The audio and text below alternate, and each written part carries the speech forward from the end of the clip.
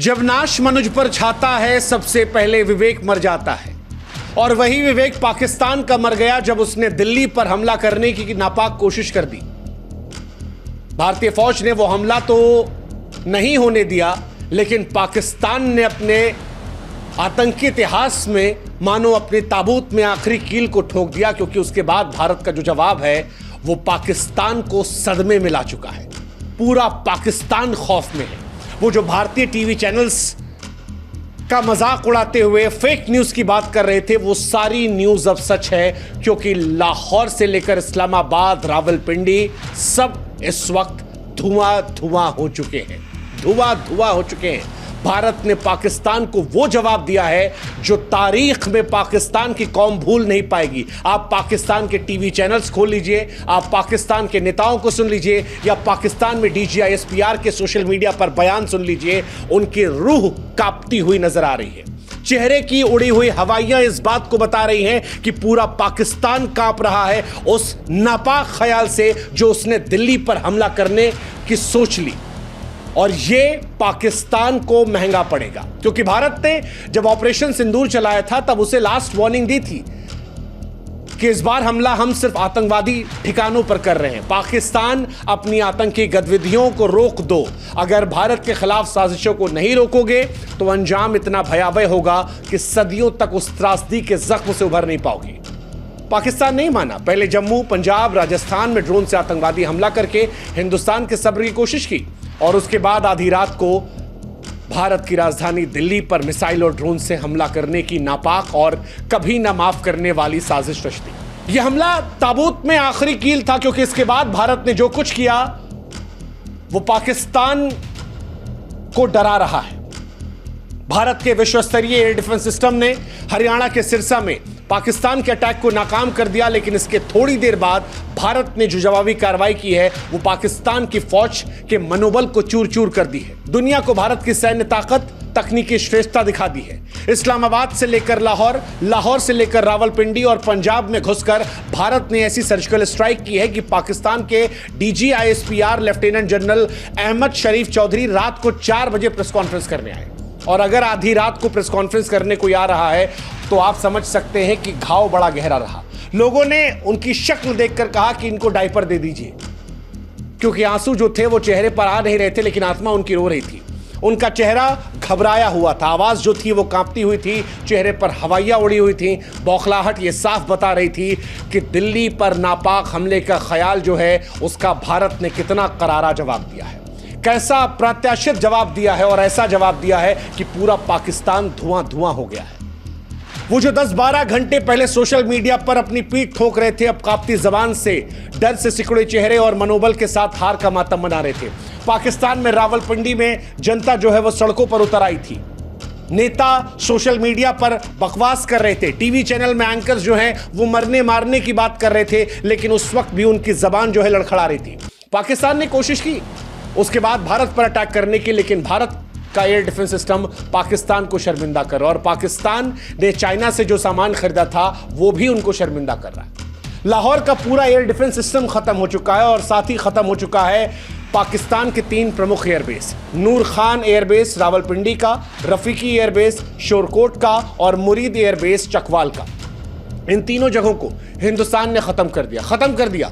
यहां पर जितने सामान थे, हथियार थे, रडार सिस्टम था, वो सब कुछ धुआं धुआं हो गया। और ये सब कुछ इसीलिए क्योंकि पाकिस्तान दिल्ली को निशाना बना रहा था। अभी तक बॉर्डर एरियाज में लड़ाई चल रही थी, लेकिन पाकिस्तान ने अब तक की अपनी सबसे बेवकूफ़ी और आत्मघाती साजिश को अंजाम दिया। दिल्ली पर आप ड्रोन से अटैक करेंगे, बैलिस्टिक मिसाइल दगाएंगे, दिल्ली पर जहां संसद है, रक्षा मंत्रालय है, अहम जगह है। क्या मकसद था दिल्ली पर हमला करने का? भारत को नुकसान पहुंचाना, दुनिया में बदनामी, नागरिकों में दहशत फैलाना।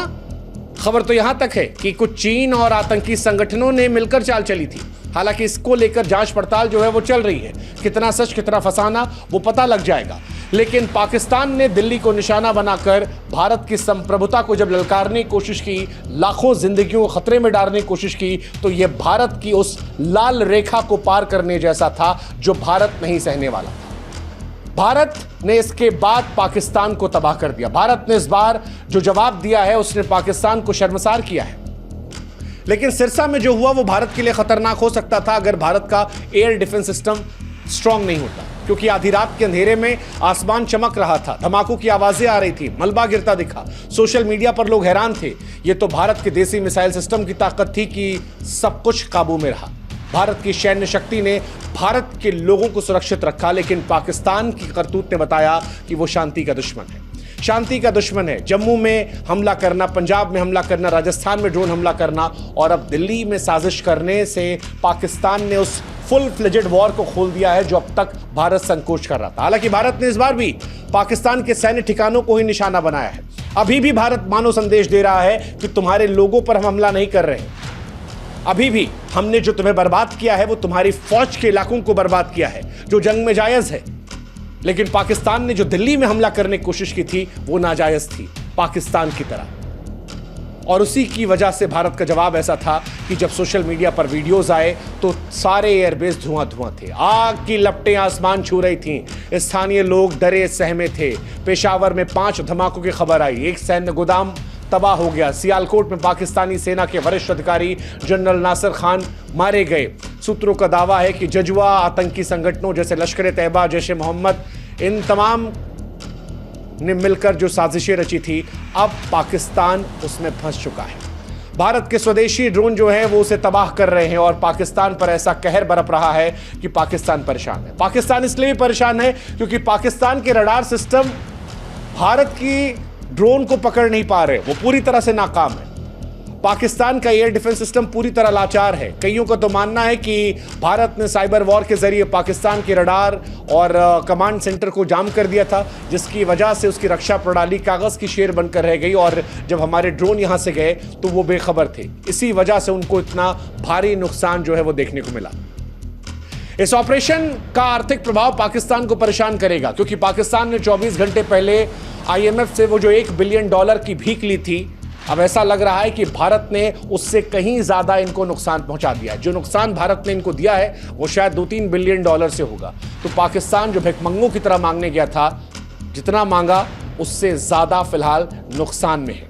लेकिन भारत का पाकिस्तान पर हमला, एयरबेस पर हमला, यह स्पष्ट करना था कि भारत के नागरिकों की तरफ अगर पाकिस्तान देखेगा तो फिर पाकिस्तान की नापाक सोच को मिट्टी में मिला दिया जाएगा। भारत अपनी संप्रभुता को लेकर बहुत स्पष्ट है। भारत दुनिया को बता रहा है कि न सिर्फ अपनी रक्षा करने में सक्षम है, बल्कि अगर दुश्मन हिमाकत करेगा, अगर दायरा पार करेगा, वो लाल रेखा से आगे बढ़ेगा, तो फिर हिंदुस्तान जो है वो उसे घर में घुसकर मारेगा। और पाकिस्तान डरी हुई है।